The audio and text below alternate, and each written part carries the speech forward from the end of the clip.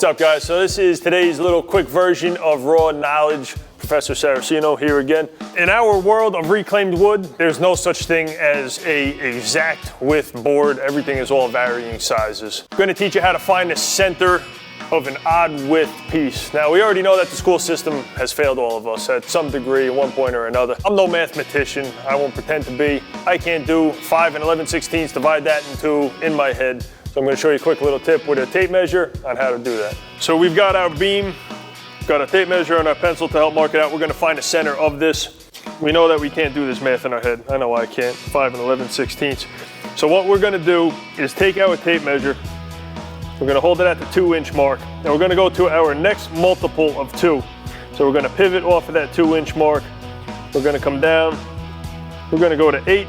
Now the difference between 2 and 8 is 6. Of course, we're gonna divide 6 by 2 because we need the 2 halves. So we're gonna come in 3 inches from our 2, 3, 4, and 5 inch, and we're gonna make our mark at the 5-inch mark. And you can see here, got 2 and 7/8. I'm gonna spin our tape around. Got 2 and 7/8. Hopefully you liked what you saw and that was helpful for you guys. Leave us a comment, let us know what you would like to see next on Raw Knowledge.